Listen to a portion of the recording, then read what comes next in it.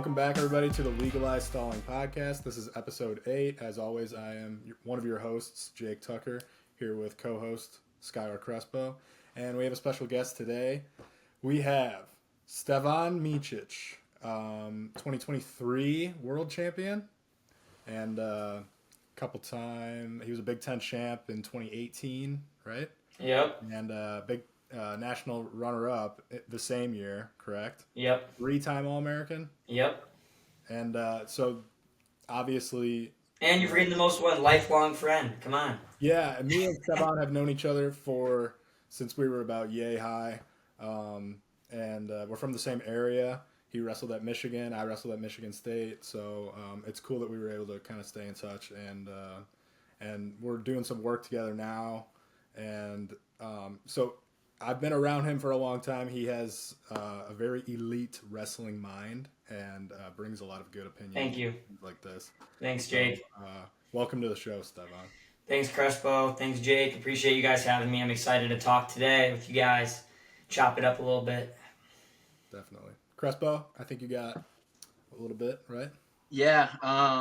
Like Tucker was saying, Stevan can talk wrestling. Like, we almost had like a mini podcast before the podcast, just shooting back and forth about just wrestling. But yeah, a couple questions. Tucker had me come up with some questions for you. Obviously, he knows you a little better than me. Not as much a question, but more of like a topic. Just discussing like all the different weights you've wrestled at. Yeah. Obviously, 57 kilograms now. You weren't at 25 ever in college, right? No, I wasn't. So 33 and 41 both in college. So obviously, 41, yeah. That's a big gap, 41 to 25. Talk about like what you prefer. What's the worst? What's the best? That kind of thing. Yeah. I think so. 33 is like the best, and that's the most ideal because that was like my college weight. It's like just like that range, like being like 10 pounds over a weight class or whatever is just like. It's like that's just ideal for anybody, you know what I mean? And you can cut, you can continue doing weekly, making weight or competing and feeling your best. You kind of have that like perfect match. 57 I would say is the next best because it's like that's what I was making while I was in college wrestling freestyle. And then once I got done competing in college, I went back down to wrestle 57 kilograms or 125 and a half. Because that was just like better for my body, I would say. Like, yeah, okay, I'd make weight once a year and doing the right things, and you're an adult, you're finished growing, you're mature, you can make a cut and feel good. It just a lot of things have to still go right, and it's kind of unpredictable. So like obviously, I've had really good world championship years and not so great Olympic years because of like that being a thing. And with that being said, like so yeah, I can go win a gold medal, but also I could be sick or get hurt, or there's a lot of variables. So when things go right and you're feeling good, it's awesome. And because I think 33 and 25 are sort of in that like lightweight category, right? Like it's like the functionality of like how someone wrestles and their body's moving. You can control positions. You can be quick. You have a lot of technique and skill. And then you have control on the strength end of it. But then 41 was my least favorite. More of the fact that it was because I was training to go down to 25 and just made the direct jump up to 41. I really was never I kept my body lean and stuff for the Olympics. I ended up getting mono in Tokyo, so for the Olympics in 2020. So it was just like my body was just, I felt like at like 70% of operating. But anyways, it still took like months, even after being, mono's one of those things that just like wipe you for months after you have it. So it's kind of one of those things where like my strength and my body never really like caught back up to like where it was, where it maybe would be a different story if I was at 33, like at all times just keeping my body weight the same that it would be, and then just like bulking up a little bit. But it was like such a drastic jump up where even look at guys jumping up to 65 kilos like Haji Aliyev or Kinjigashvili, who was an Olympic champion and world champion at 57. He tries to go directly to 65 and never wins a world or European medal at 65 kilos. It's just like there's more variables thrown in at 141 or 143, for example, because you have your technique, you have speed, and you have strength. Everything's more evenly distributed versus where the lightweights are more skill and speed and position. And then when you add like physical force into it, for me it was very unpredictable trying to jump up to that weight where it's like I would need a couple years and I need to like just let my body be healthy and then build up slowly. It was such a large jump going in for college, and I did it for the team really. So yeah, that's how I would put it. Right on.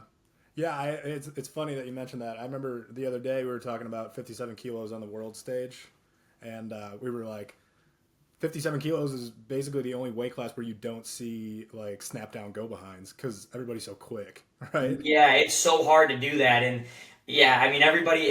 I actually like prefer wrestling the larger like because of like the positioning and like the way that I'm able to wrestle, stay low, and I always feel like I'm able to kind of like beat people into my control ties and everything like that. But then it's like the latter half of things. It's like if you move too quickly, you can get just a big force snap and like someone can run around you, and then you just can't catch up because of that. Or you get on a leg, and if you don't like get in a good position, like there's they can hip bump. It's just there's a lot of things that I'm not used to controlling with my body's strength and power yet. I still need a little bit more like oomph, I guess, to make that jump up if I wanted to ever do it. And move up, but like 61 kilos or 134, that's like the ideal weight for me, honestly. Like if just we're looking at it where it's consistency, you feel your best.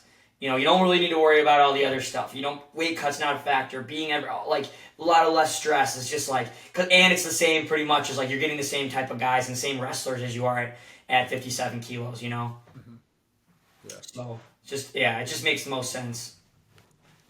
Yeah, I always thought that, obviously it's different in every weight class, but I almost thought it's like a spectrum where at the lower weights, like it's more skill and speed, and the higher you get, like they start to become almost worse wrestlers, if that makes sense, but it's more physical, becomes more of a strength battle, like a gas tank type of war type of thing. But yeah, that's pretty good insight. What were you weighing wrestling 141, like walking around? I was weighing like 143 walking around. And what I would do is I would have creatine, I'd lift. I remember pushing like 47, 48, 49 sometimes, and I'd be like 50, I'd be like so bloated. And I swear to you, I would hit 150, like, Coach, I'm at 150 today, and then wake up the next day and I'd lose like 3 pounds or 4 pounds. So I would like still like run and do things because I would try to like stay as big as I could till like the last second. But like the weight didn't correlate to my actual power or anything that it was just false for that time being, because my strength was still like I'd say like 138. It wasn't even where I would be. My strength wasn't where I would be even if I went 133 because of the Olympics, 57 kilos, being sick, all those things. I remember finishing that season and taking like 8 weeks off, and I lifted 4 times a week and just did conditioning and like just stretching my body and work and lifting and things that just like to set my natural without going in and working, and it actually helped. I would say that kind of got me back into being like, oh, I'm back to 100% Stevan now. Now let's go back to the draw. Like, you know what I mean? It was one of those things because I was just way too small. And to make matters worse, that Olympic that COVID year with the Olympics being pushed a full year, it like added an extra year of me just not doing any folk style. So I just did 2 years straight of no folk style. So I was just undersized. Bottom just killed me. It was one of those things that just like I gave up a reversal and a full ride out. It would just change the whole match, Yeah, that's funny. Could you imagine like bumping up to 41 and like trying to gain weight to like be better at like to fill out that weight a little bit more, and like you're floating like 3 pounds overnight? Dude, like, why can't I do this shit when I'm trying to cut weight? I know. That's what was crazy. Then it's like making 57 kilos. You're just like, I can't even lose a pound in my sleep. I have to like get up and work out. That's the worst. That's the worst. When you have a really tough weight cut, then that overnight is like nothing. Yeah, I always envied the big dudes because the cutting weight, like cutting 10 pounds for them is like cutting like 4 pounds for us. You know what I mean? It's like nothing because they just work out and they're like, yeah, I lost 5 pounds today in my workout. That's just normal, or whatever. And then they float off 2 pounds, take a dump. They're on weight. It's something. Heavyweights. Yeah, and what Crespo was saying too about how about like the wrestling's kind of like a different sport as you move up as well. I feel like heavyweight and like after about like 84, the sport really changes. As in like how someone can be good and not like it flips to being like, am I good at wrestling, or like am I an athlete that can also like hold position? Like you look at heavyweights that can come in, and if they're put into a good program, they're like growth development. Like you can't say a guy that just qualifies for the state tournament, you put him into a Division I room at 125 or 133, the chances of him being like, I'm going to be on the podium at the NCAAs after 4 years is very, very slim. versus a heavyweight can go on and be like, I'm a national, I took fourth at NCAAs, or I'm a two-time All-American by the time they step in. And like, I wrestled for 3 years in high school. I started my sophomore year, and all of a sudden they're a two-time NCAA All-American at heavyweight, top 5 guy on the ladder now. Like, what the heck? Because And he's also like a football player. yeah, and he's like, oh, and I play football too on the side. So it's just like, it's like the gains that can be made and the positions. It just goes such a further way if you're athletic already, and you can learn these skills and do things that your opponents just aren't capable of doing. Yeah. So I think too a big part of that, and this I feel like we're just bashing on heavyweights right now, but I'm not, but yeah, I know it does feel like it. It's just it's different. It's a different sport. Yeah, but I feel like a part of that reason is if you're an 197 pounder that's really athletic and can hold position, you probably can play outside linebacker too. And why would you not go do that? Like I think most of those guys go play football, go play baseball, go play basketball, or whatever it is. The level of competition isn't there probably for the most part. If you look at the average field of competition. And then obviously, I mean, look at us three. Like I wasn't going Division I in any other sport, that's for sure. I don't know about you guys, but yeah, me neither. Like, do you guys remember Josh Hokett? Yes. Who? Fresno State. I think he was like a 2-time All-American at 97. Who is it? Football? Josh Hokett. I don't. Yeah. He played for the Niners. He also played football. He got drafted. He played a couple of years in the NFL. And That's cool. now he's fighting. Yeah, I was just saying. And he's pretty good. He's going to be on the Contender Series in like August. And That's super cool. Jeez, man, this guy is just jack of all trades. He can do everything. Yeah, no, I think it's cool. I mean, like I said, it's a different sport.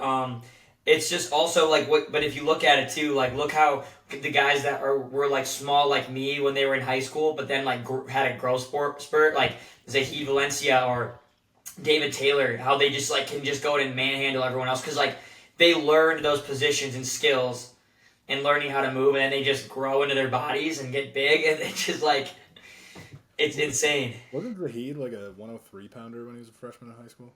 Yeah, I think he cut like an arm and a leg off to make the weight, but he was like 106, 13, then he was like 32, then he was like 180 the next year.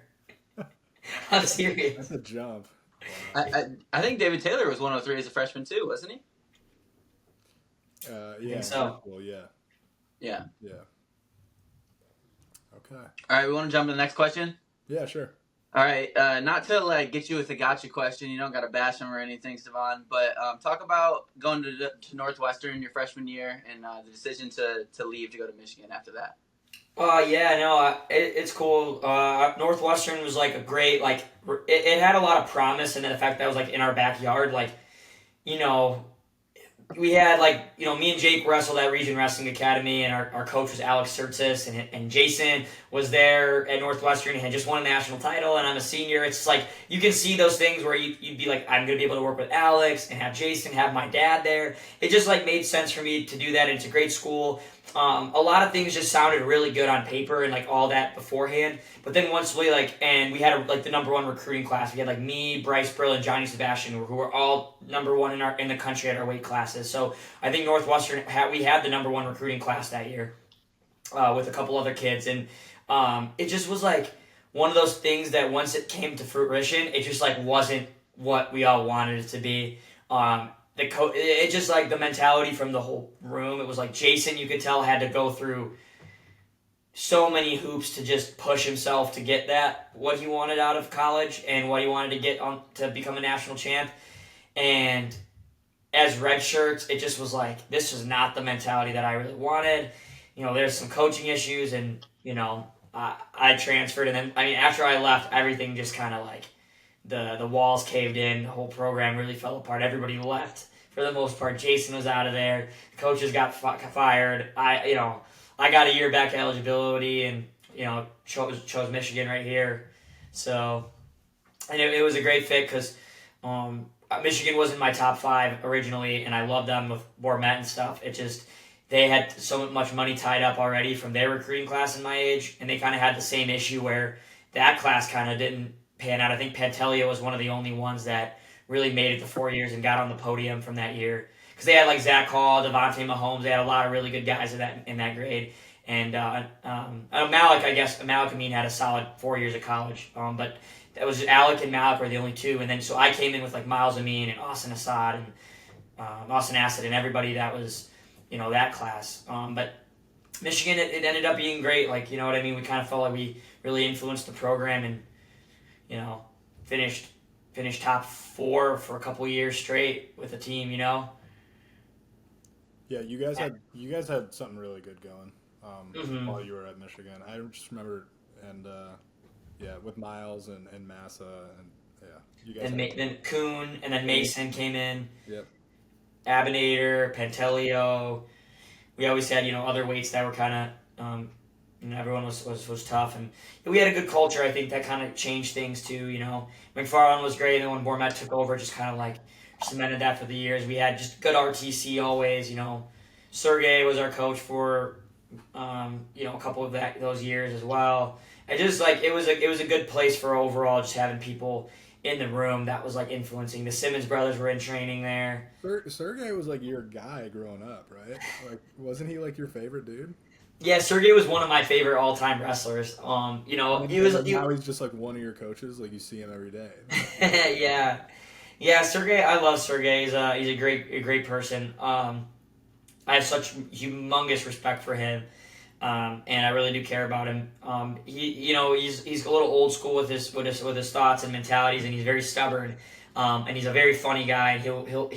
It's so funny because he's the guy that will give everyone respect behind their back, but to their face, they'll be like, what do you he'll never tell me that I'm good, but he'll tell Miles that I'm good, or he'll never tell Miles he's good, but he'll tell me that Miles is good. You know what I mean? Like, wow. He's one of those guys because he's got that like mentality, like, Stevan, you're a world champion? I'm 6-time world champion. Like that kind of guy, So he'll never, he's funny. So, yeah, I mean, he was great. He kind of got my. I think he brought that IQ of freestyle a little bit to this in the senior circuit of competing and learning how to cycle training, right? Like learning how to peak properly and cut off your lifting at a certain time and how much you need to work out, how many matches, how much parterre we need to spend, things like that, where you just like show up to a tournament like, dude, my shape is really good right now, like. That's the one thing I learned more than anything was just like learning how to structure properly, like training, not overworking, like, you know what I mean? Learning how to systematically do things, because like his system is right on. I mean, he grew up in the peak era of Russian wrestling, the Soviet era, and what they're doing is all based off of what he was doing when he was winning the Worlds and Olympics. Right. So, yeah, the whole time when I was there, it was like a great time, and yeah. Crespo, you got anything else? I feel like we can move on to the next one. Okay. Here's a good one. I don't know if you want to call it rank 1, 2, 3, or maybe you want to do a start bench cut, but just wrestling states in general, not the universities. Michigan, Indiana, Illinois. Start bench cut. Starting Illinois. I'm a bench Indiana because we're from Indiana. I'm cutting Michigan. Dude. No, You'd say that you'd say I'm assuming you start Illinois, bench Michigan, cut Indiana, right? No, I was thinking about this morning. I think I have to swallow my pride, and I think that is the correct ranking.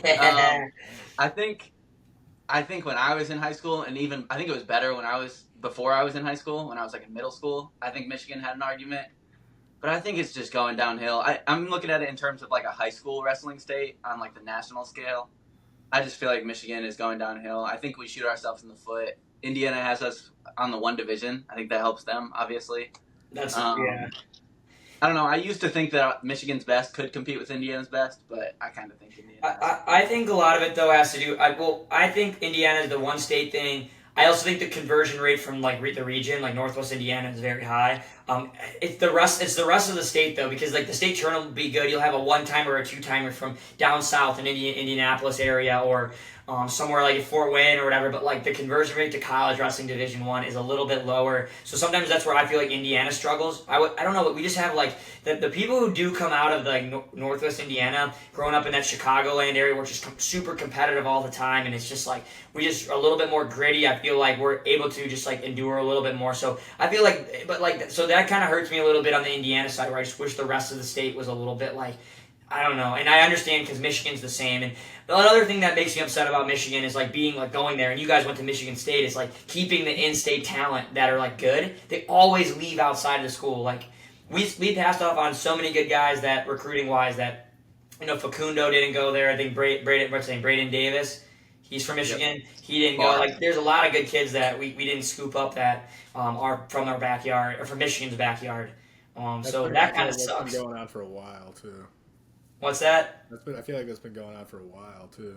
Yeah, and I do think Indiana specifically, like IU, I think that they're going to be starting to recruit. Like they're already getting the top state champs, state runner-ups, the guys who are ranked nationally in the country, Fargo All-Americans that are coming to school there. So I think that this next 5 years is going to be really big for their program because they're going to get some guys on the podium. They're going to develop, and Angels finally able to be like reap the rewards of, you know.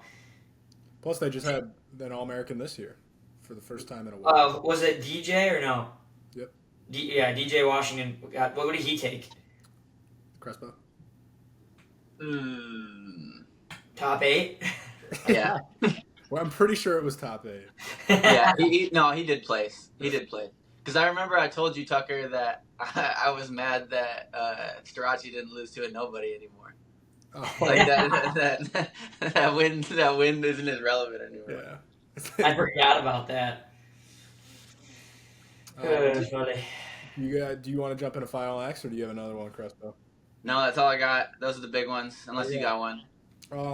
So yeah, for those that don't know, obviously Final X is this weekend on June 14th, I believe. Yeah. Yes. Yeah, June 14th. And so for those that don't know, Final X is the last stop on the way to making a world team for Team US.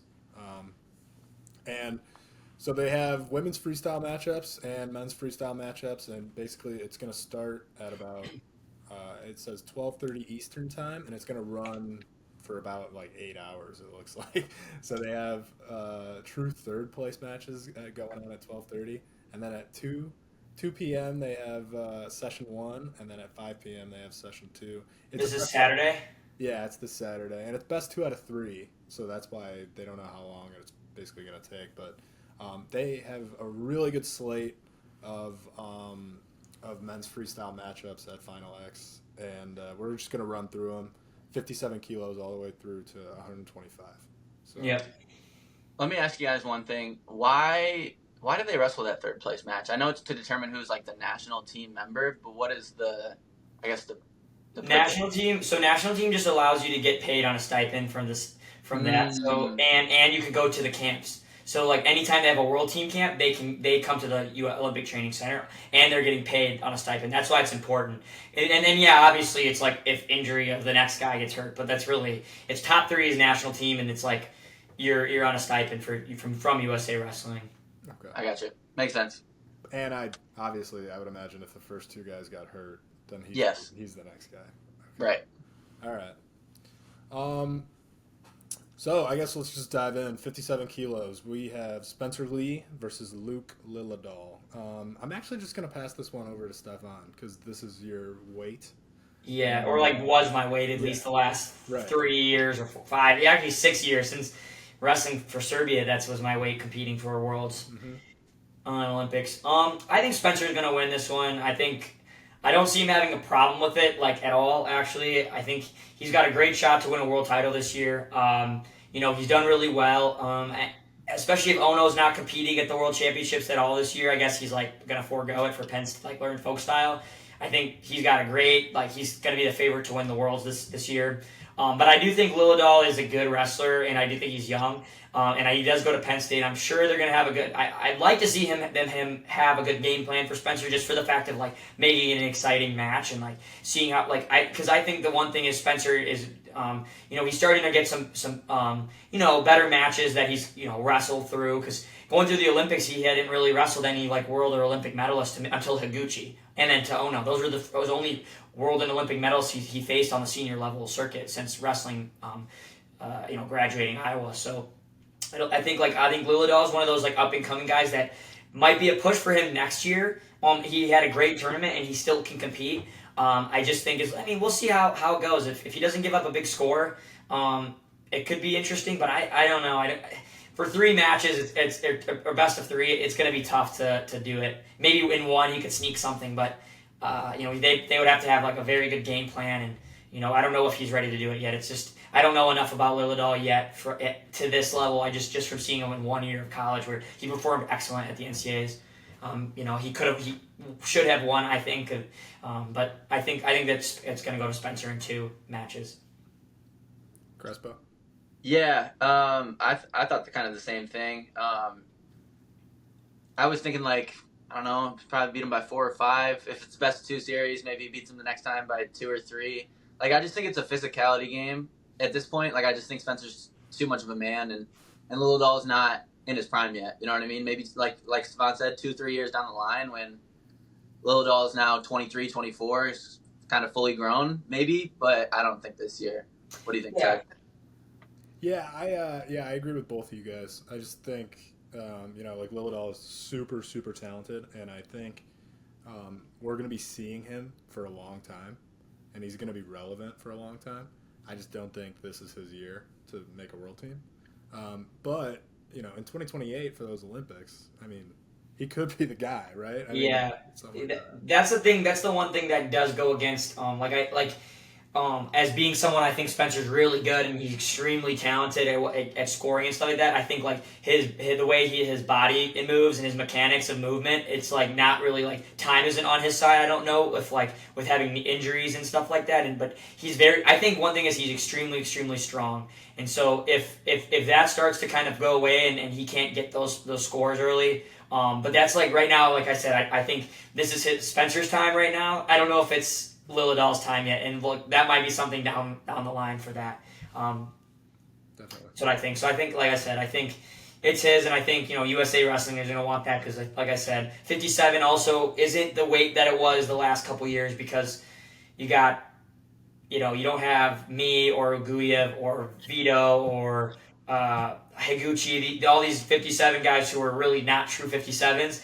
Trying to make it, they're moving up or they're not competing. So they're all at 61 now. So this is like Spencer needs to be chopping his lips to try to get a belt this year, or licking his lips to chops or whatever it is to get a belt. You know what I mean? I think they both work. Yeah. So.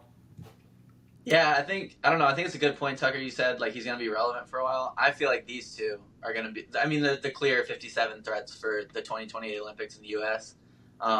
There's a lot of studs coming up in high school, but I don't think any of them can make 57 kilos in 28 other than Lilladal. He's not a high schooler anymore, but I feel like he's the only one that's a lifetime 25 type of thing. He is.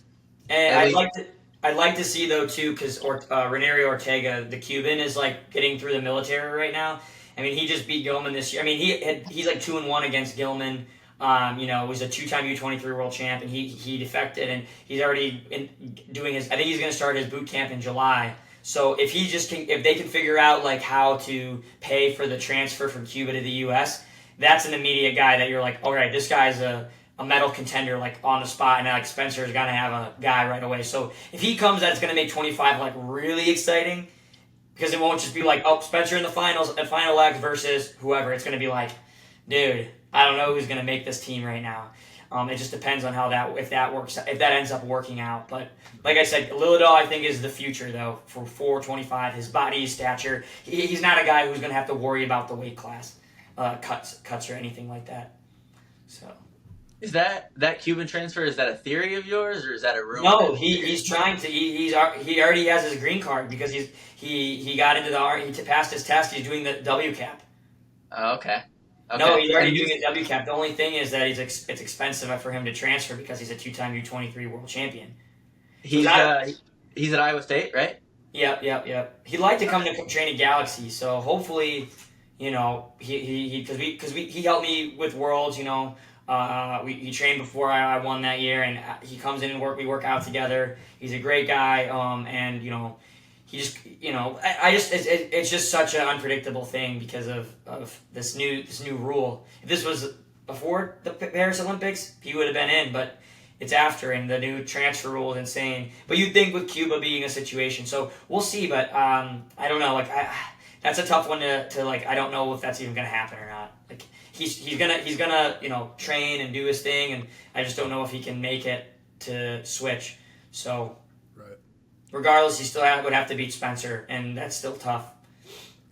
All right. 61 kilos. Yes, sir. All right. 61 kilos. We got Vito Arujau versus Jax Forrest. This is moved, right?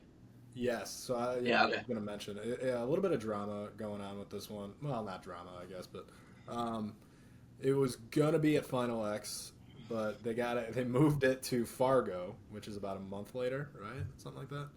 And July. Yeah, middle of July. Yeah. And I think it's because Vito had like an injury going on or something like that, so they kind of just postponed it. But I am super excited about this one because Jax is only a junior, well, about to be a senior in high school, and committed to Oklahoma State, but he absolutely balled out at the U.S. Open, just had, a great showing. And so, yeah, I'm super excited to see this one. I don't know who's going to win, especially if we get, like, the Vito that, like, we've seen before sometimes. He's a little up and down, it seems. I don't know. Just a little. I'm excited about the fact that it's at Fargo because even if Jax Forrest only steals one match, that place is going to go nuts. It's a stadium full of high school kids. You know what I mean? Like, obviously, they're all going to be rooting for the high schooler. Yeah. So and I'm going to be there. I'm excited. I'm hyped. I get to watch it. I don't know. Go ahead, Stevan. What do you think? Yeah, like, that's the tough thing, like, with Vito is, like, Vito's my boy. I think he's going to win it, but it's, like, I don't know where he is mentally with things, and I, like, don't know how severe his injury is to, like, make this a thing.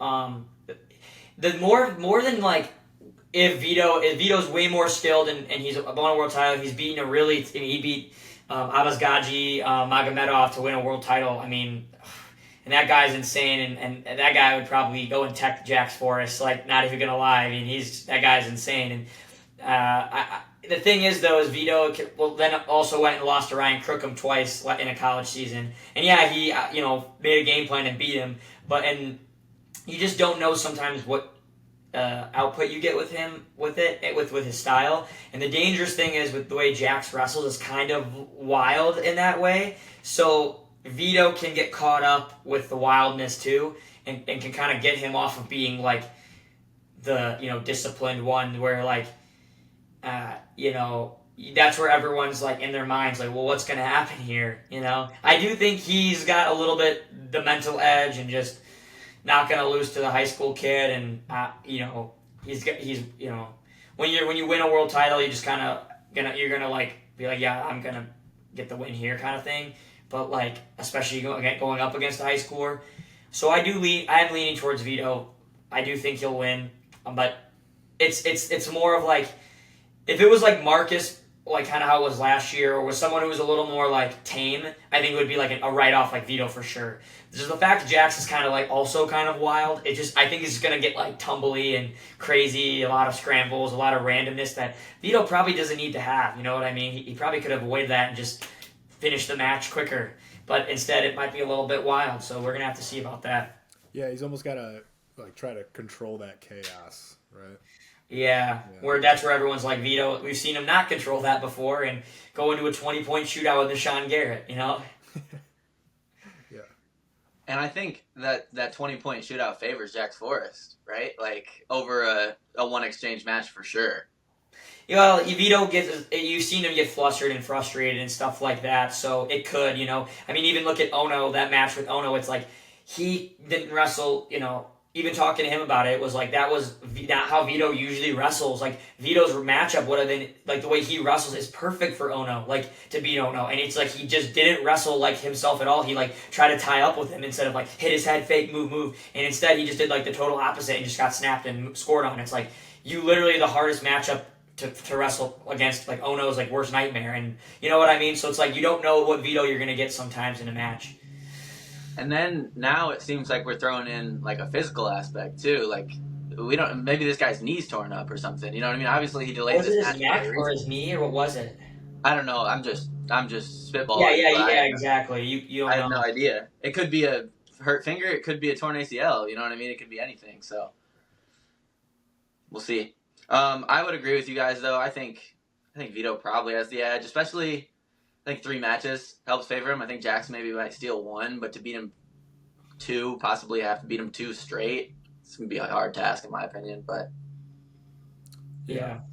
I think the match, real quick, Jig, before you say, the last thing is the 3 matches is always, I think, in favor of the senior level guy because of just a 1 match is easy for a high school kid to maybe, not easy, but they're in the final X, they can sneak 1 match.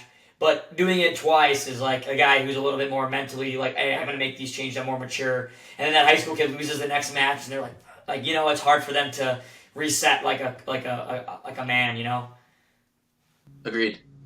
Yeah, definitely. I apologize if you can hear. I think there's like a lawnmower outside of my house. No, you're good. I can't hear it. I can't hear it either. Okay, all right, cool. All right, moving on to 65 kilos. We got Joey McKenna versus Real Woods. Joey McKenna, basically, let's see like their route to get here. Joey McKenna won the U.S. Open. He beat Jesse Mendez in the finals. And then Real Woods won the World Team Trials Challenge Tournament. And he had a great performance, I thought. Just looked incredible in a tough bracket too. I think he beat Jesse in the semis, and then he beat Brock Hardy in the finals. And I'm excited for this one. And Real Woods is now training at Cliff Keen. So I don't know. What do you guys think? Stevan, have you trained with Real? I haven't trained with Real actually at all. So I think he's good. I think he had a great tournament. I trained with Joey quite a bit. We were on junior team together. We were in the same grade in high school. Trained in Penn with him. He's come to me. I go way back with Joey. And I've always thought he's one of the most talented guys. Even going to go win, compete, take top 3 at Regan, place at ranking tournaments, beat world medalists, and he just has always struggled. Mostly, the way that Joey's wrestled in the past at World Team Trials and Olympic Trials is he'll get upset first match and then wrestle his ass off and take 3rd place, and you're just like, dude. And then the guy that he lost to, he'll rebeat that same guy for 3rd when it would have been his time to win, and it's just like, I think the fact that he did have a great tournament. And I think the 3 matches favors him, or the best of 3 favors Joey. The way he's an outside wrestler, he's very defensive, he's hard to score on, hard to get to. He's more freestyle savvy than Real Woods, and Real has got something going with his little front headlock go behind thing, and he's good on top, I would say. But I think the way that Joey wrestles and being in the situations a little more like Real kind of let a lot of guys back into these matches and having kind of crazy matches. Still performed very excellent. And I think he's going to be a guy still. But he's Joey, I think, has got a full cycle of knowledge in him that he's been there. He's been at that place. And I think USA are going to want to have Joey on the team where he's at 65 kilos is already a very difficult weight. I think, Real Woods, in my opinion, fits into more of like the Nick Lee category or like an Austin Gomez kind of category when you think of like consistency over the last couple years of like this guy can go and beat this dude or throw this guy, but then also lose to this guy. So it's just like, well, Joey, it's like I think regardless if he wins or loses, I think he can wrestle to at least a bronze medal at the World Championships this year just by his positioning alone. I don't know. What do you guys think about that? Yeah, me and Crespo, when the Olympics were going on and Team USA kind of had an underwhelming performance this past year in Paris, I think one of our major gripes or complaints was that Team USA didn't do a ton of international wrestling leading up to those Olympics. It was like, I don't know, Aaron Brooks and Spencer Lee, those are 2 guys off the top of my head that didn't go and wrestle abroad a ton, right? Yeah. And Real Woods, he's been wrestling a little bit internationally, I think, leading up to this world, this world team challenge and everything like that. So I think that him, going and wrestling internationally is helping him, obviously. Yeah, I do too. Yeah. And because he wrestled, who was that? Amuzad, right? No, maybe it was Amuzad. No, it might have been. He wrestled somebody though at 7. No, he wrestled. Did he wrestle? Maybe he did. I'll have to check it up because he wrestled somebody. I think it was the same tournament as. I think him and Will won both for bronze medal there, right? Yeah. Well, whoever it was, it's just he's getting that experience. So, you know. Maybe it was Amuzad. I didn't know if Amuzad was at 65 again, but. I don't know. Yeah, I think I don't know if it's going to be a 2-match or a 3. Or it's going to go to 3 or whatever. I think Joey can hold it down. I think he'll be a little bit too positioned, but yeah, Real is he's turning it up right now, and yeah. Yeah, I guess I didn't really notice it till Stevan started bringing it up, but I feel like McKenna's almost a guy that's almost always like been this close to being the guy. Like he took second in NCAAs. I want to say he took third a couple times as well. Like you said, like he'll lose first round, wrestle all the way in the backside. It almost feels like he's due, if that makes sense. You know what I mean? Like he's been around forever on the circuit, just this short, and now it seems kind of like he's the favorite, right? Like this is his opportunity to make the team and go, take that next step in his career. Yep. So what about you, Jake? Do you think that he's gonna win, or do you think it's gonna be Real? Who are you picking? It was sounded like Real over there, Tuck. No? Yeah, that's what I thought. I feel like I'm rooting for Real, which is kind of different for me because when he was at Iowa, I was not rooting for him. Yeah. I don't know why. I gotta be honest. He does seem like a different wrestler and a different guy, kind of when the way he's competing now, and I really like it a lot. Yeah, definitely. I really do like it a lot. So I'm not trying to root against Real at all. I like him a lot. Mm-hmm. I know Joey. I know what he's capable of doing, and I'm just looking at it like as someone who grew up in the U.S. system, but competed for Serbia and competed and like watching USA and but still understanding what USA wants. And when we look at medal count and stuff, I just see Joey like Crespo said, it's just leaning a little bit more on that he's due kind of situation. He's feeling it, he's vibing, and I don't know. Yeah, I think if Joey McKenna puts it together, though, I think like we said, I mean, I think he's due for it. So, but all right. One last thing. Okay. I just realized these two dudes both got snatched from Stanford in their college career. That's crazy. I didn't even think of that. Dang, I didn't even think of that either. Yeah. But that was the last thing. That's all I got. All right. Let's move on. 70 kilos. We got Yanni Diakomahalis versus PJ Duke. This is another one with I'm definitely going to be looking forward to. PJ Duke is a senior in high school, although I'm guessing he just graduated. So he's going to Penn State in the fall. And Yanni is up at 70 kilos. He was always at 65. Now he's kind of making that leap up. I think that Yanni's going to win.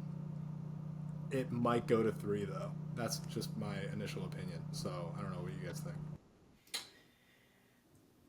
Go ahead, Crespo. You go first.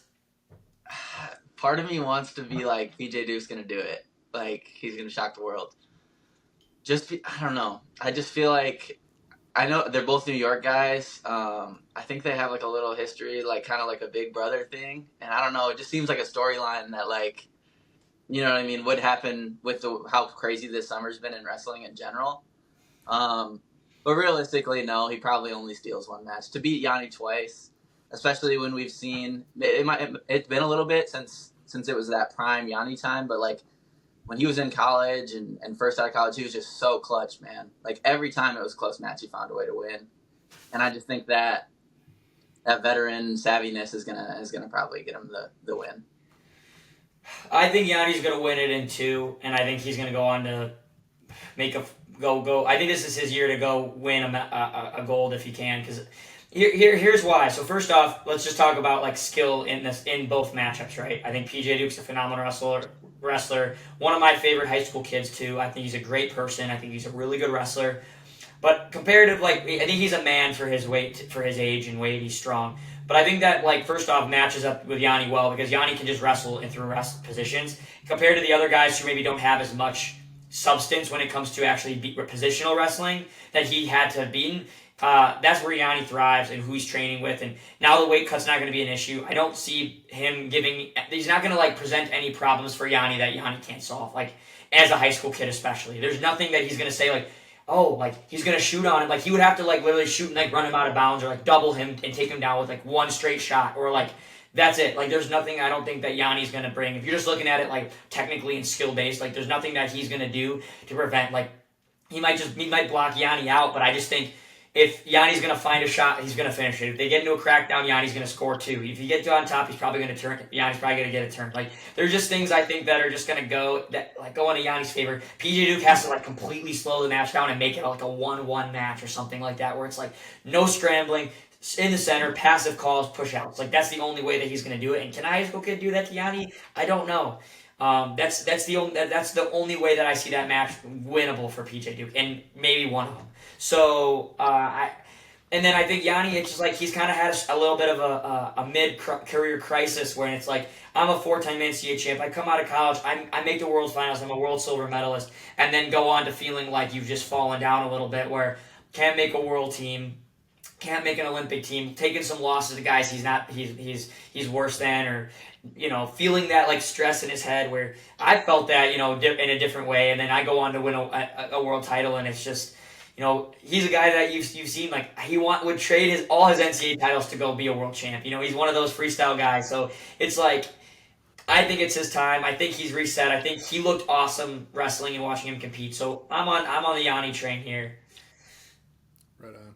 Yeah, He's got Takatani in training with him. He's got guys coming in these are senior level guys and world beaters. And what do you think? Yeah. What do you think? So if he's not really able to make 65 anymore, but 70 seems like a good fit. I thought he looked great when he was wrestling at 70 at the U.S. Open. What is that? What do you think that looks like for 2028 then? I think the thing is though, he's so short for 74.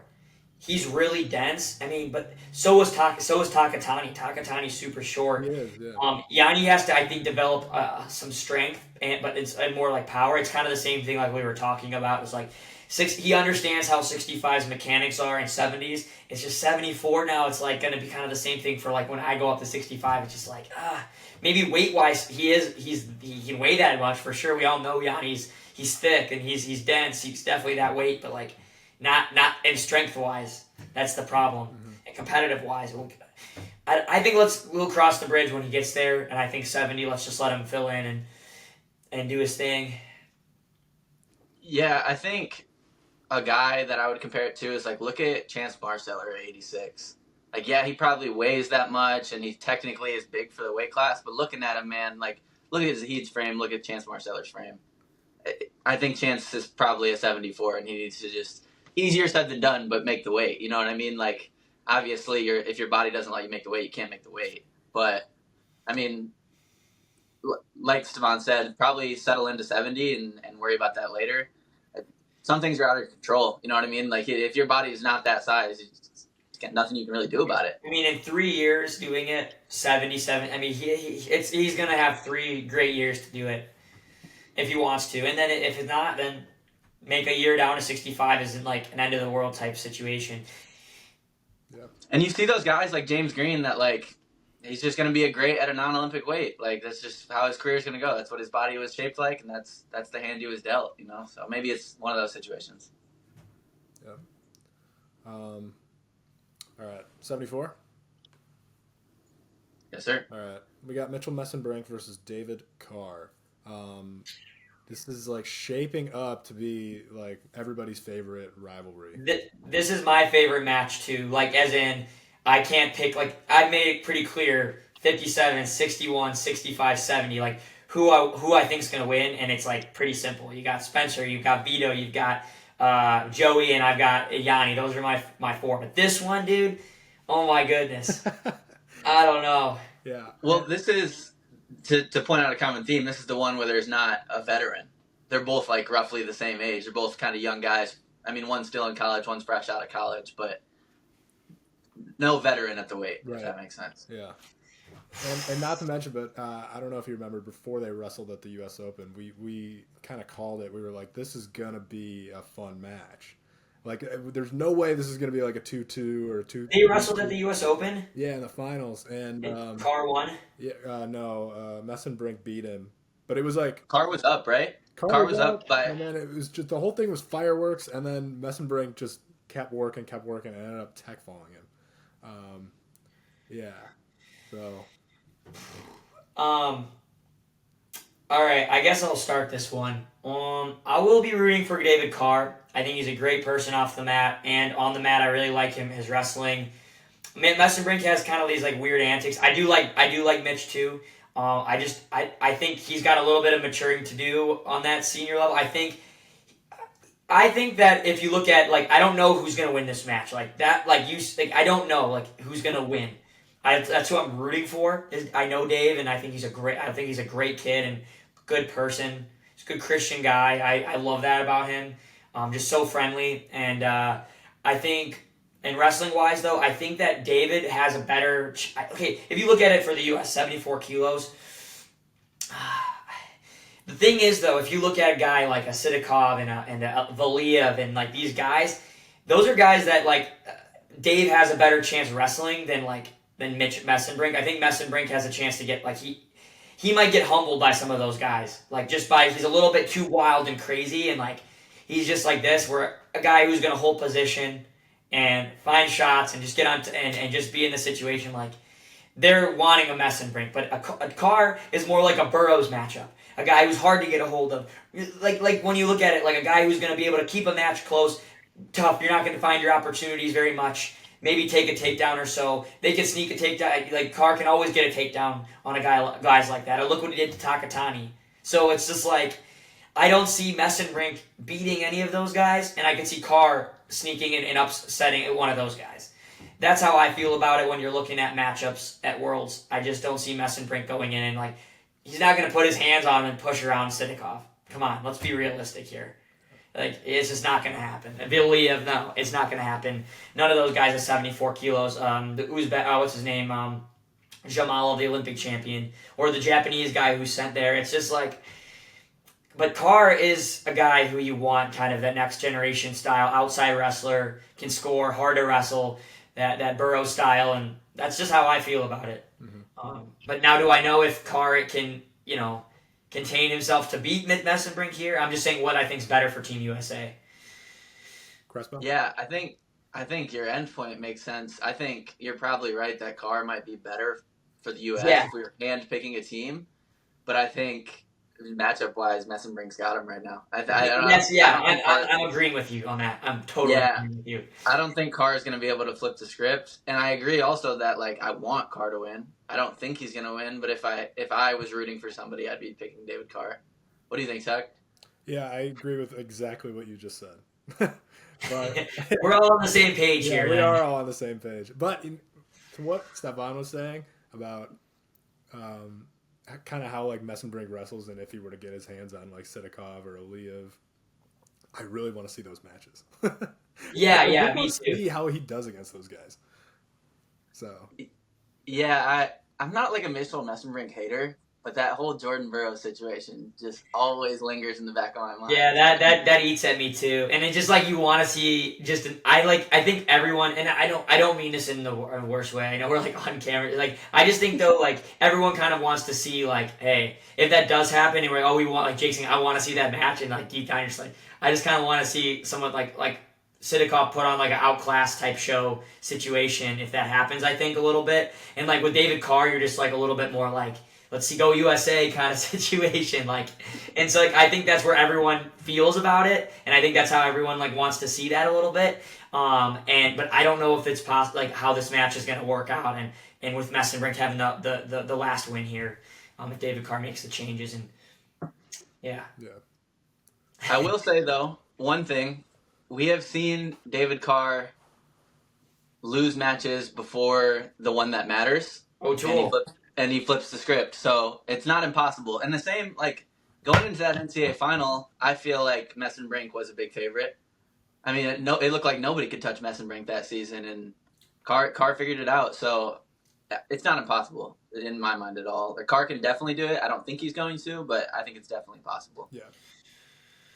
All right, 79. Yeah, I think that's the craziest one. I think, in my opinion, today that we're gonna talk about. Yeah. I think it's going to 3. I hope it goes 3.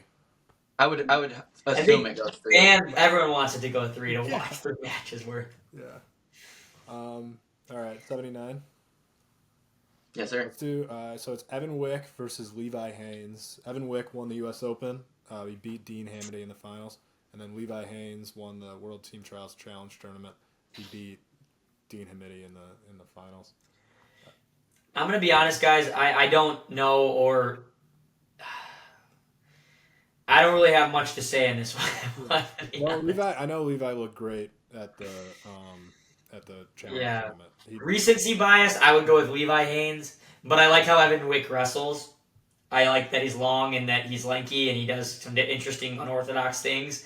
I have no idea how Evan Wick's going to compete senior level wise. I don't know if he's been on any teams before, if he's competed overseas, maybe he has, and how he's done.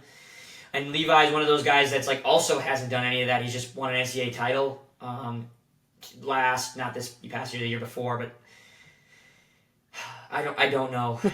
79 is not one of those weight classes, but it's going to be better probably than it has in the past because it's right the year after the Olympics. People are going up a weight class.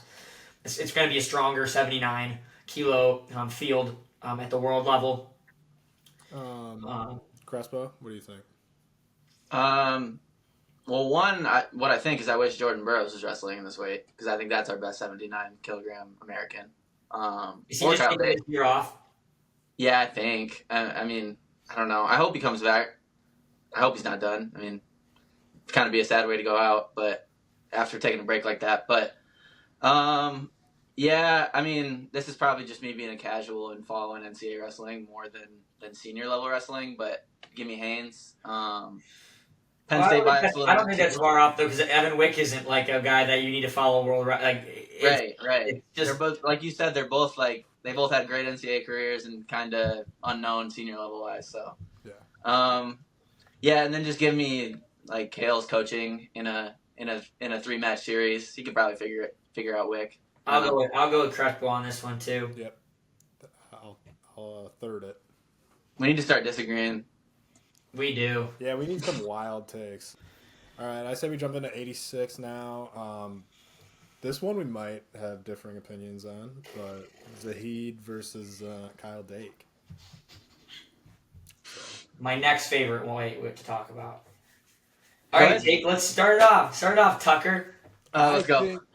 I think that Dake is going to win, just simply because it just seems like Zahid, his gas tank might bite him in the ass in a 3-match series with Kyle Dake. I feel like it's going to go to 3, and in that third one, I just feel like he might fade. And Kyle Dake is kind of like an Iron Man when it comes to this type of stuff. Doesn't get tired, he's just like a journeyman. He just like. But I think Zahid is obviously slicker, and maybe Kyle Dake doesn't like fill out 86 kilos as well, but I still think he's going to win this one. I don't know. What do you guys think? I disagree. I think Zahid has jumped levels since getting to Okie State. I think he went from college wrestler to senior level wrestler, if that makes sense. Like, you know what I mean? Like, legitimately. Like, really good college wrestler to now he's a legit, like, world title contender, that type of guy, world medalist contender. But at the same time, I mean, David Taylor can never figure out Kyle Dake. So maybe the trend continues. I don't know. What do you think, Stevan? I want to see Zahid win this too, but like it would just be the most like freaking Zahid thing ever if beating Kyle Dake and then Kyle Dake making it and then like if it was Strachey that would have like gotten that call over Dake, I think like it's Zahid 2 matches. We're not like that's it. Like I think so. I would agree with that. I think so too. Like Strachey, yeah, he could hold position. I think he's a great guy, but like he's just is going to be too much. Like finding offense, finding that, but like now we got Dake, who's just like king schemer. Like he's got the game plans. He knows how to win. Like he is like probably one of the best tactical wrestlers of all time in wrestling, in my opinion. Like, Yes. he was a 4-time world champion, 2-time Olympic bronze medalist. Like, dude knows how to win a match 1-0 if the life's on his line. I mean, and honestly, that was so out of character in my opinion. Even giving up that like controversial that wasn't a takedown against, that was out of character. But like doing 3 times like that, just like going to be so hard for Zahid to do. I'm rooting for Zahid, but my gosh, it would be the most scripted thing ever for Dake to sneak these two and just be like, oh yeah, you thought you got me, and then all of a sudden I'm on the world team. Like, just in the most Dake way fashionable. Can we kind of touch on that? We haven't had a podcast in a while, but that Starachi Dake match at the end of the World Team Trials. Did you guys see how close that was? Yes. And I heard that it technically was not a takedown because like his It wasn't. Okay. So yeah, It and that's wasn't what a I big heard one. too, that it wasn't. But my opinion is that we should change the rule then, because Well- to me, like from a fan's perspective, that is a takedown. I think. So Like- I'll say why it wasn't a takedown and like why the time was a factor too, because True. what the time was a factor. Give that 3 more seconds, it's a takedown. So it wasn't like that. It wasn't that we don't think of it as just because you do this. It's because he needed to like climb up and you need to also get his back exposed, and it was more of like the fact that it was the fact that the time was out, right? Because if it wasn't, he's going like this and just doing that, and then or like rocking him to his back. It's just the fact that like he never advanced into it, and so freestyle in general. I wish folk style switched to this way, but like the reaction time needs to go like. I wish that like you could wrestle. I wish that takedowns wrestled from tripod. Like you need to get a guy to touch a knee or a head or an elbow or something in folk style too, because like it's such a control. Everyone talks folk style control. I wish that happened. So in freestyle, like you kind of play. It has to literally be like the guy has to either expose his back or you're like completely behind the guy. Like so. It just wasn't like it all had to do with the clock. It all had to do with the clock. Give it 2 more seconds, takedown. Okay. At that point in time, when the clock hit 0, it was not a takedown yet. That's where the argument is. And it looked like I was like, dude, if they call it a takedown, sure. But like technically, where he was on the legs, where Dake was around his body still, his head was still low. It just wasn't one yet. You know. Okay. That's why, and that's just it, and that's part with freestyle. It's all interpretation. It's a little bit of a game. Like the referee has to see, okay, am I doing this? Am I pushing it? You have to put on a little bit of an act to be like, oh, I'm trying to jump. Like Strachey should have hit him and just jumped on top.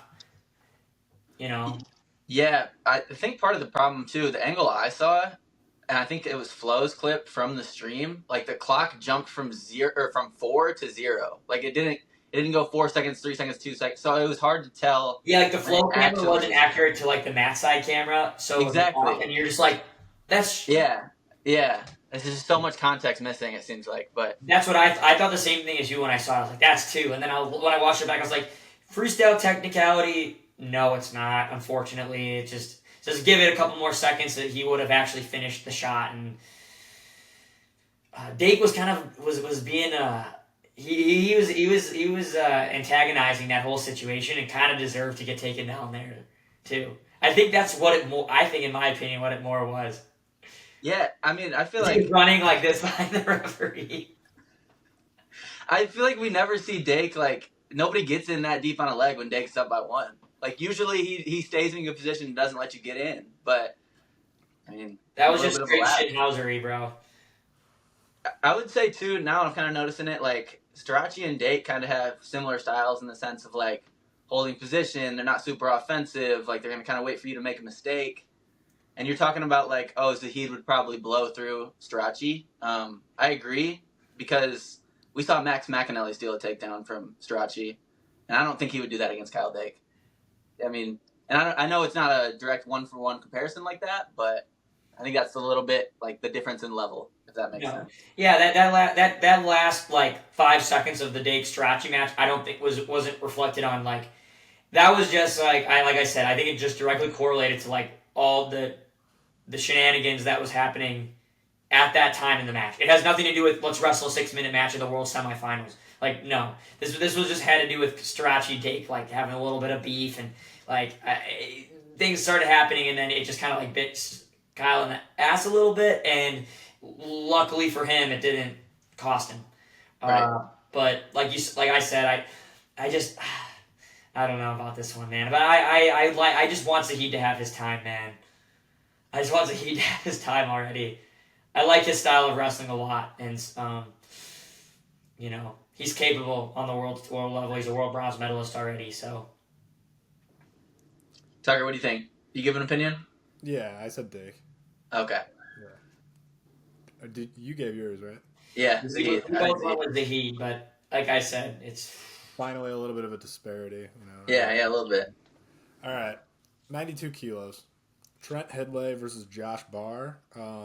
Just looking at this right off the rip, I want it to be Headley. Me too. I just feel like he's really, really put in the work. He's gotten a lot better. Kind of like what you said, where he has transitioned pretty well from a college wrestler to a world level wrestler. He wrestles internationally. He goes and travels, and I feel like it's been paying off. So hopefully he can finally get it done and make a world team this year. Yeah, I mean, this is a guy, correct me if I'm wrong, but he beat Card Strachey at the Olympic trials, did he not? Yeah. So, I mean, that shows you how good he is. I mean, this is a guy that Carter just almost beat Dake. So, yeah, I think Hidley's probably the clear favorite here. Personally, I'm rooting for Josh Barr, Michigan kid, have to.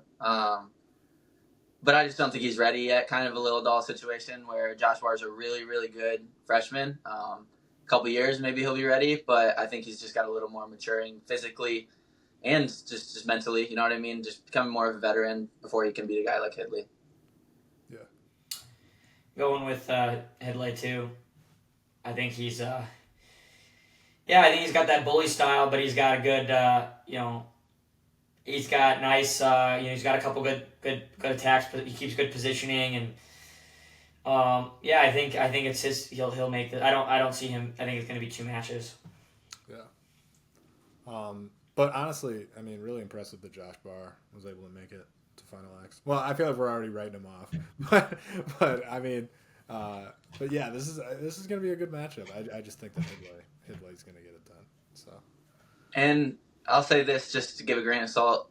I don't even know if that's the right term for this, but Josh Barr's on a pretty crazy trajectory right now. This time last year, we didn't know if he was going to start for Penn State, and now we're talking about him in NCAA finals and Final X. So if he keeps on that path, like I would say, don't count him out, I guess. Yeah. This has a lot to do with, like we were just talking about earlier in the podcast, about bigger wrestlers. You can't make that kind of jump. Have you guys seen that kind of jump at lightweight? No. This is something like you said, you can't count. Like, we don't know. He could be the next USA guy here at 97 for the next couple years. Maybe not this year, but going forward. But, like, Luladal was a guy beating college wrestlers, and now he's in Final X, and took third NCAAs. Josh Barr wasn't sure if he was going to make the lineup, and now he's in Final X finals. Like, that's the difference, right? Yes. You don't have that as a little guy who's like, I'm not sure if he's quality enough to even wrestle at Penn State, and then he's all of a sudden doing it. So it just goes to show you what larger weights and the right coaching and the right person to take that can really go jump light years quicker and make gains. And like you were saying earlier, Stevan, about like Zahid wrestling super lightweights and then getting bigger, Barr was the same thing. Like, I think he was a 45 as a freshman in high school, but before that he was growing up wrestling, like he was the 8th grader that was wrestling all the 103 pounders in high school, if that makes sense. You know what I mean? And then he finally hit that big growth spurt, and look, obviously he knows how to wrestle like a little guy, and he's a 97, he's killing it. So. Wow. All right, you guys want to jump ahead? 97. Yeah. All right, 97 kilos. We got Kyle Snyder versus Hayden Zilmer. This match is happening, right? It's happening. So Kyle Snyder is wrestling. He had a little run-in with the law not too long ago, but so he seems like he's doing. And I did say this would be such a wrestler move to just be like, well, who cares? Let's just keep wrestling. The PR if this happened to like LeBron or something like that probably wouldn't be playing basketball he right wouldn't now. go out in public. Yeah. I want to say this. And this isn't me trying to bash Kyle Snyder. I think Kyle Snyder is probably a really good guy, made a mistake. That aside, Hayden Zilmer would not be wrestling in this if Hayden Zilmer got arrested 2 weeks ago. I'll tell you that much. He would not. The only reason Kyle Snyder is wrestling in this is because he's our best 97 kilo wrestler. That is why. Yeah. Yeah, I can't believe that was insane. Do you think he's going to be wearing Brutus in the finals? I don't think he can, right? I mean, You should sign him to ONEF. I'm not putting Snyder in the Onos, baby. I'm not. Well, now, hey, next question. Move on. No comments. Okay, yeah, all right. That was a short breakdown, but yeah, we all say Kyle Snyder, right? Yeah. Let's move on. Yeah. So do we think? Let's get out of murky waters, guys. What's going on in heavy? Yeah. We have the new Wyatt. We have the new Captain America Wyatt Hendrickson versus Trent Hilger. I'm just gonna go out and say it. I think it's pretty clear that Wyatt's gonna win this one. He's having arguably the best year a wrestler could have. Not in wrestling history, in human history. Yeah. He also just got engaged. So I mean, he is having a year. If this guy goes and wins and goes and beats like Zare and like Geno and like, then like we'll say it's the best year of all time. But like he's on track to having the best year. Even I honestly think just a medal, getting bronze or silver, is having one of the best years of all time. Yeah. But like if he goes and he can't, I mean he's capable. Heavyweight has gotten deeper though. I will say in the senior level, like it used to be like Geno versus Akgul every single year, like for heavyweight, like literally the last 10 years, Turkey and Georgian, and now it's you've gotten like the Zares come from Iran. Then you bring them. You got Gable and Mason have been great, and then you have and now like all the other weight guys. Like you have good heavyweights. Like the Chinese dude's good. The Hungary Leggetti. Like the weights like have all guys that are good. Like the Mongolian who beat Mason at the Olympics. Like dude, the weight is actually like a pretty deep weight class, and you never would say that. I would never usually be like, oh, heavyweight, but like heavyweight's is like pretty tough. Like just from like depth wise, you know. Yeah, I was just looking at the rankings they put out. UWW put out like a little graphics carousel with like the rankings, and so two of them that I didn't recognize were the Mongolian and the guy from Azerbaijan. But yeah, like you said, it's getting deeper. Yeah. Yeah. Do you think that's, Stevan, a matter of like just wrestling is getting better, or do you think that's transfers? Like obviously wrestling is getting deeper because transfers. Look at perfect example of you and Spencer Lee 20 years ago probably wouldn't compete in the same world championships. It'd probably be only one of you, right? But now with transfers, more Americans are wrestling for other countries, that type of thing. Do you think it's that, or do you think it's just the skill level? I think, well, heavyweight though, it's been pretty well like these guys are from that country, so that's a difference. Like 74, for example, is so deep because of the amount of guys from different places. You've gotten Jamalov's Russian, Valiyev's Russian, Sabalov's Russian, wrestling for Serbia, Albania, and Uzbekistan. Like that's insane, and then that's what I mean. But like, and Chamizo, who's Cuban, wrestling for Italy. Like that's a different story. But like heavyweight, actually, these guys, Geno Petrashvili from Georgia. The Chinese dude, Deng, he's Chinese. Leggetti's from Hungary.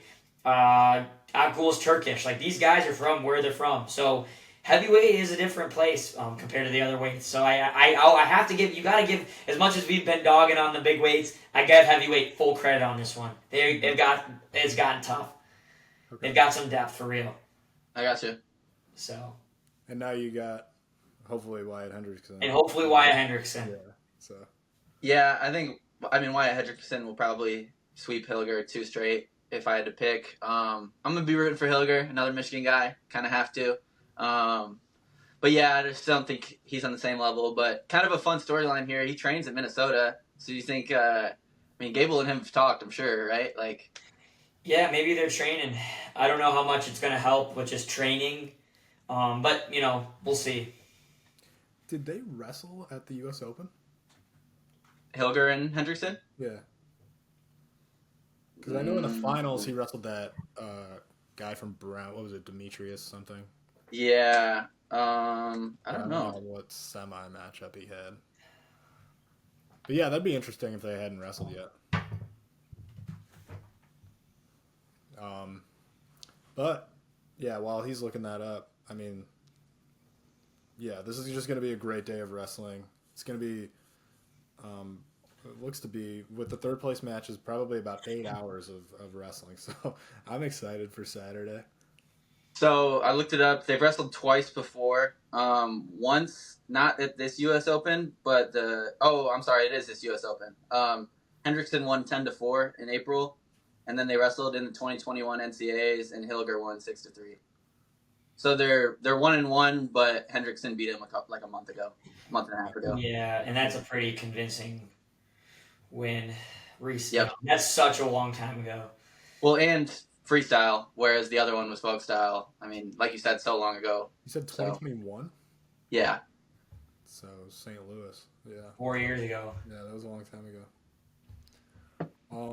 Yeah, but I think Final X is gonna be fun. Hopefully, we can send a couple texts in the group chat, maybe chop it up while it's going on. So For sure. Yeah.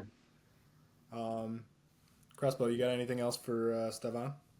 No, man, I appreciate you coming on. I was telling Tucker, I think you're a good guest. We don't have to pry at you to talk. Like, that's what we want. We want some yappers over here, so it's good to have you on. Appreciate it. All right, thanks, guys. Appreciate you having me. It's awesome. Always a pleasure. Yeah, plug all your stuff, Stevan. Tell them about all that. Yeah. Go check out me on YouTube, my Instagram, TikTok. I got everything. Stevan Micic, and then of course the brand. Me and Jake are rocking Onev. Onev.world is the website. So we've got the intro waves are coming very, very soon. Next couple of weeks, if everything goes as smooth, and the release date's going to be out very soon. So awesome. All right, I appreciate you coming on, Stevan. Yeah, thanks, guys. All right, that is a wrap. Episode 8, Legalize Stalling.